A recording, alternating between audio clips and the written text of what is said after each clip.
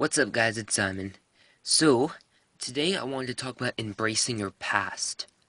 I've heard a few YouTubers and seen some comments on various videos of people saying how it's been mostly in regards to angels, but you've been saying things like how you're uncomfortable doing that. You feel like you didn't say disrespecting, but it was basically saying how you didn't feel comfortable because it you kind of felt like you were going back to what you left and made you uncomfortable. Christianity. It was mostly people talking about how they felt like they were going back to Christianity and how, they wanted to leave that or something like that, or they just haven't come to terms with it or whatever. I can't remember exactly what all the words were, but it was something in regards to something like that about how you didn't feel comfortable working with angels because of the Christian connotation. And it wasn't just angels, but that was the prominent one and the most recent one. So, I wanted to talk about um, embracing your past, excuse me, embracing your past, and uh, how to do that and why it's best for you to do that. So, when you embrace your past, it proves that you don't regret what you've done. Honestly, as I've always said, I don't know if I said it on here, but I say this a lot in IRL, in real life. Um, I don't do or say anything that I regret. And I truly do that. And I kind of use that as a means to live by as well. To make sure that I think before I do and think before I speak. Does it work every single time? No, because I am human and, there's a lot that goes on up in this pot of noodles, so I kind of forget some stuff. Um, but it does help for the most part to kind of be mindful, especially now that I'm older and I know about being mindful and stuff like that. It also kind of helps in regards to making wise decisions and, respecting, honoring the decisions that I have made and that I can't change. There are some things that have happened in my life that I'm not proud of, that could have been more serious and caused serious problems for me. And I'm really glad that they didn't and that I came out of them a better person. But if I could go back and change it and like teach myself the lesson without having to go through it, I would because um it's just they weren't really lessons, especially that a young child should have had to go through. But I was in a bad way. I was in a bad headspace, and so you do what you do, and you have to take the consequences, whether they be punishments or rewards. So anyway, so I'm gonna kind of keep it more on a spiritual level, um, because I think it'll be a little easier to identify and relate to. So, why is it important to embrace your past? It's important because you can't change it, and ignoring it is not healthy either. Ignoring it can lead to falsifying your past and falsifying who you are and what you've gone through, and falsifying memories and experiences, or just having blank spots in your story. And no one's story has blank spots. If you have a blank spot, it's because you forced yourself to forget something, um, and you need to try and work on figuring out what that something is. Um, so that's one reason why it's important. Two, it's just, it's important because it taught you something. It taught you what you didn't want. Or maybe it helped you figure out what you did want, or both. So it's important that you embrace it so you don't forget what you learned from it. Now, how can you do this? Well, one thing is try to decondition your mind. That's something that I find that us as witches, or rather witches and pagans who have come to the path on our own, have to do a lot more than people who were raised in the path. And the reason why is because how we were brought up, whether that was with a Christian background or not, you still have to deal with some type of deconditioning because your family and your lifestyle was not in accordance to this new lifestyle and path that you're following today. So really work on deconditioning the connotations of whatever it is you have a problem with. For example, angels. Angels are. I'm gonna link Moody Thursday's video. I can't remember what she called it, but it had something to do with how angels are not actually originally from the Christian faith, Abrahamic belief systems. So I'm gonna link that video below so you can check it out. She's really, really awesome, so please subscribe to her as well. Ooh, excuse me, I burped and then I started coughing. And I didn't want to do that to you guys on camera. But as I was saying, yeah, check out her video, subscribe to her. Yeah, I think it's really going to help give you guys that insight. So, angels, I can't remember exactly where they originate from, but they're definitely not from the Abrahamic belief systems. I know that they're in Islamic faiths, and they're in magic too. They're in alchemy. They're in the Kabbalistic tree, I think it's called. I think they're in the Quran. Like I said, they're in alchemy and magic. You know, the four archangels are of the element. You have Raphael, you have Gabriel, you have Uriel or Oriel, and Michael. You know, so that's air, water, earth, fire. So, and then sometimes you have Metatron for spirit.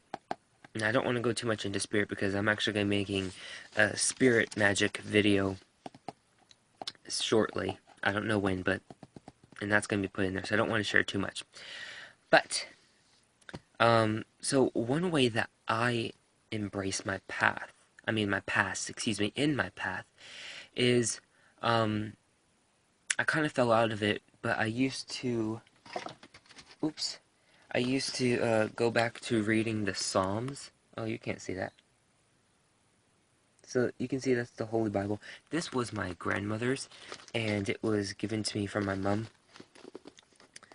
And it's really, really special to me. And I like how it has a zipper fixture, so that way pages stay clean. So I used to read I used to go back to reading Psalms, and I don't read much of the Bible, especially now. I haven't read any in a long time. And I'm thinking about going back to reading the Proverbs every day. And that kind of came from my second private school. Every day we would read a proverb, the whole passage. Well, actually, we would just read a chapter, and then we were encouraged to read the whole. No, excuse me, we would read a verse, and then we were encouraged to read the whole chapter on our spare time.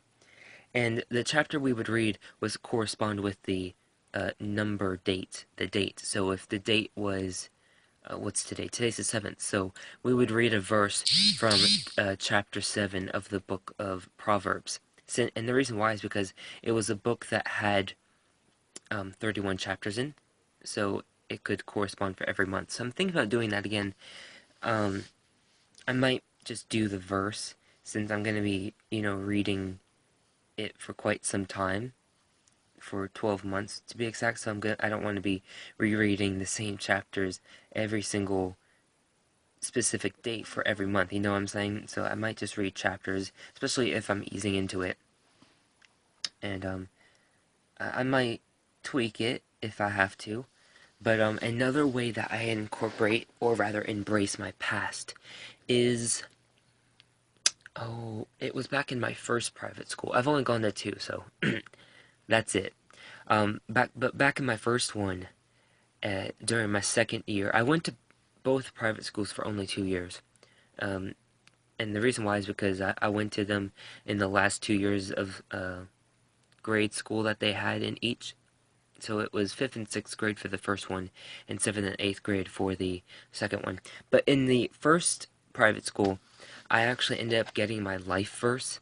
It wasn't necessarily intentional. It was just a verse.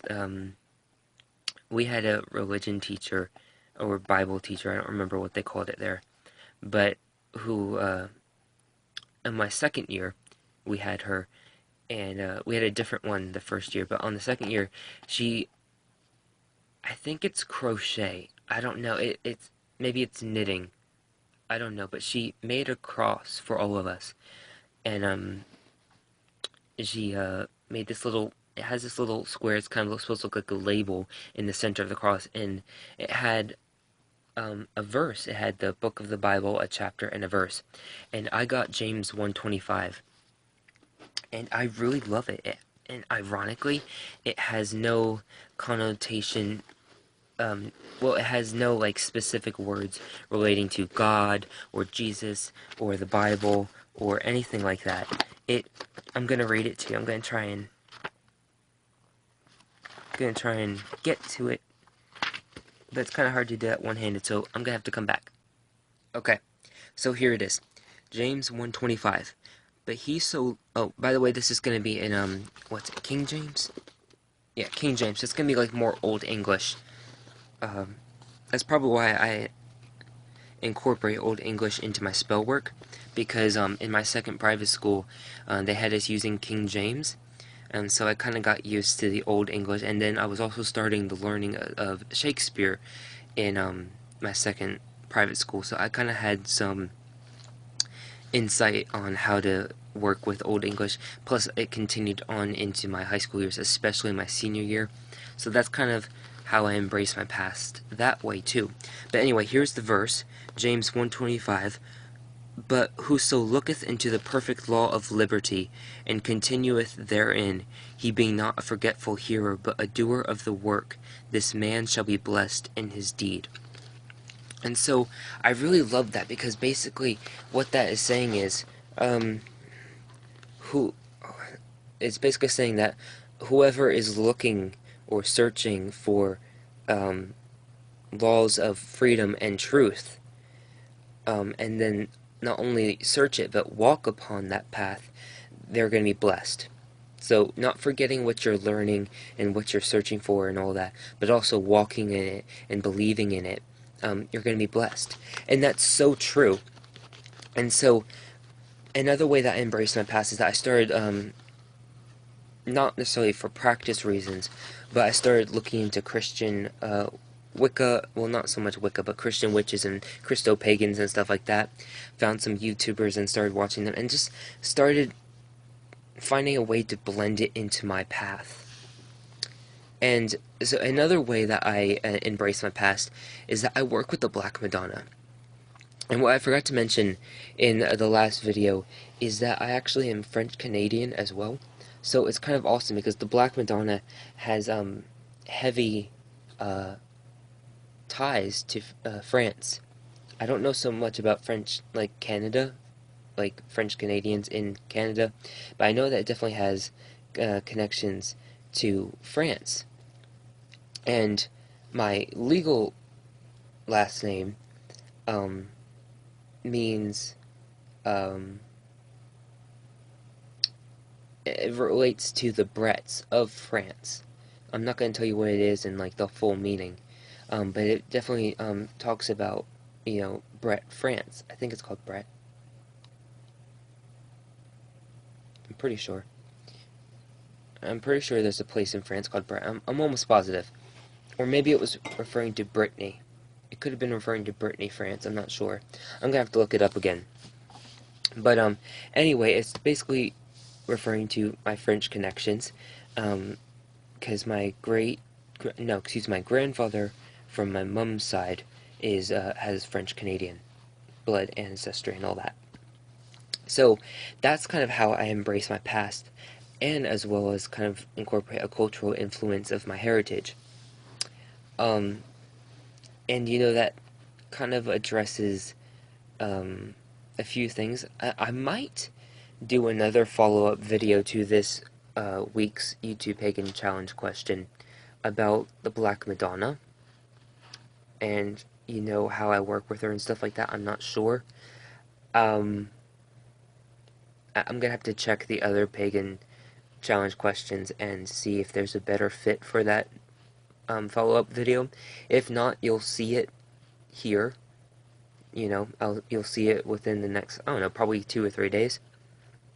You'll definitely see it before next Wednesday, if I feel it applies for this week. But yeah, really try and, you know, embrace your past and think outside the box. Think outside the cauldron. Think it's really a good way to respect where you came from. You know, I'm trying to think how else could you do it. Oh, another way of, well, never mind. I was gonna say another way that you can embrace your past is by making hallowed water or blessed water or holy water, but uh,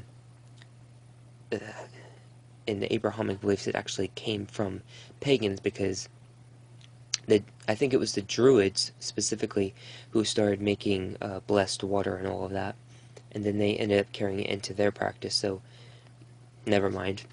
Um. Oh, I do have one more. Another way that you can, oops, embrace your past. Oh, and by the way, this is all given that you have a Christian or Catholic or Abrahamic belief system past. If you have an Islam past, I, I'm not Islam. I've never been Islam, so I don't know how to help you there. But I think even with Islam, you can incorporate that with paganism and stuff anyway. But before I show you this thing, paganism and witchcraft are not religions. They're not even well, paganism is a spiritual path, but witchcraft is not. That's why it's easy to be a crystal witch or a Hindu witch or anything like that. And because it's just a practice, it's a way of life.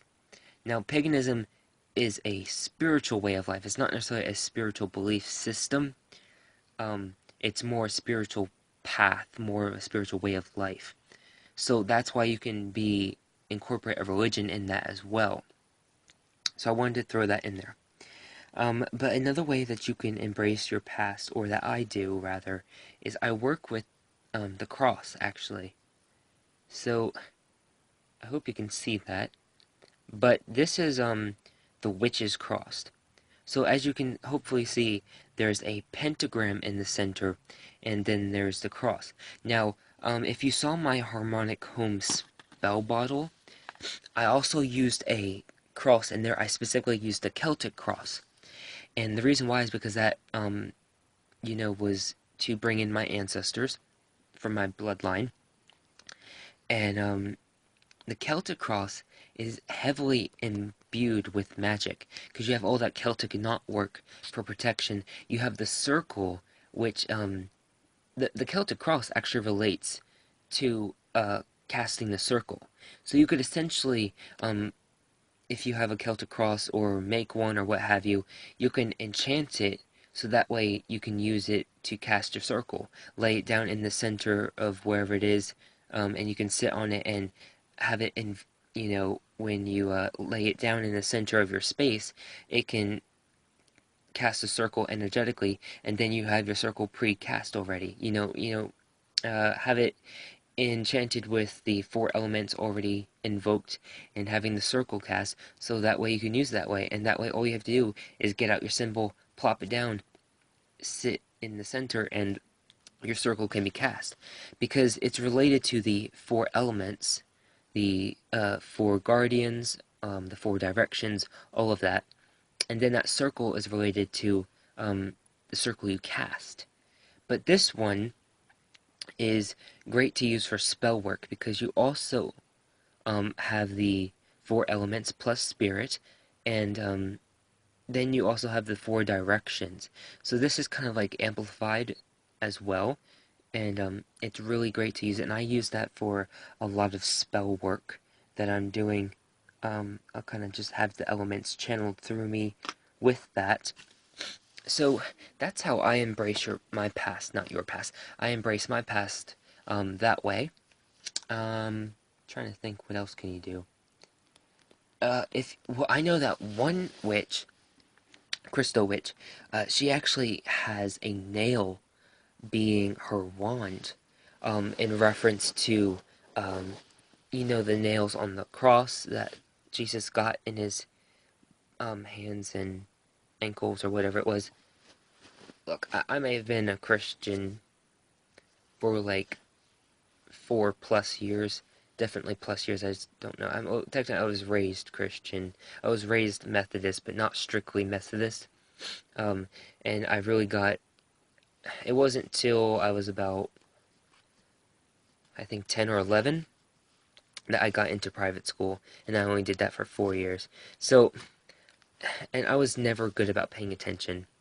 I didn't like even in Sunday school. I learned nothing in Sunday school. I don't remember anything. I did not pay attention at all. I thought I did. I mean, but shit, I guess I was like tuning them out or whatever, and I wanted her to shut up so I could do the craft.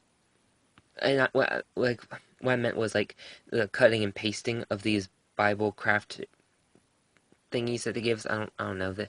I think it was just stuff to keep us busy, but I never paid attention. I was kind of like I would just look at the paper or I would just look off into space, and I was like, "Can you shut up? I just want to do the project." I know that's really bad, but I guess deep down inside, I don't mean any disrespect when I say this, but I kind of always found it to be. I personally think it's BS. Again, I don't mean any disrespect. It's just it never resonated with me, and so I just kind of it like literally never ever resonated with me. I mean, I can't even tell you how many times I almost fell asleep during the sermon. I don't even know what it's called. Like that's how bad. Like I just did not pay attention. Nope. Shit, I barely paid attention in religion class. Half the time I was doing my homework. I was I was that guy. I was that kid. I just didn't pay attention, it just I couldn't wait to I couldn't wait to her to be quiet. In Sunday school I couldn't wait for her to be quiet so I could do the project, and during the service or sermon or whatever it's called, I couldn't wait for him to be finished so I could get my donut and drink. I don't know why I'm laughing because it's kind of mean, but so I don't know where I was, but I got cut off. But anyway, what I'm just saying is to think outside the cauldron. Um, I know that in the Bible it talks about um, uh, what's a basic anointing oil and incense. So, I'm sure that you could easily use that as your base for making more incense maybe for the Sabbats. Or use that anointing as your all-purpose oil or a power oil or a candle anointing oil. So just try and look up online in books paganism in Christianity, paganism in Islam. Just try and find the things that are similar and then use those things in your practice, or at least consider it, so that way you're honoring and embracing your past. Or if you don't want to do that, maybe just write a little essay in your Book of Shadows or whatever, a grimoire, Book of the Craft, whatever you call it, that talks about where you came from, and honor it that way and embrace it that way. Or if you're not comfortable doing either that, just just work with angels. It's good for a universal thing to work with, to connect with universal energy. It's also good conversation starter to talk about with people who work with angels, because it's kind of safe. It makes everyone comfortable. For the most part. So I don't know. Just try and figure out something that works for you. I'm not going to tell you what to do, but one more thing. Keep in mind that Christians are just having courage and conviction, just like we do with our beliefs. So sometimes it's not necessarily that they're being narrow-minded and rude. It's just that, just like in the pagan faith or Wicca or whatever, when you're walking in it 100%. It's the same thing with them. They're fully wholehearted in it. There's a lot of pagans that listen to pagan music, dress pagan every day, are on top of every Sabbat, you know? Just like there are Christians that are great for doing Lent all the time and they know their Bible and they honor it. But maybe they're accepting and allow others to be themselves, but they still feel that they're going to hell because they're honoring with their beliefs.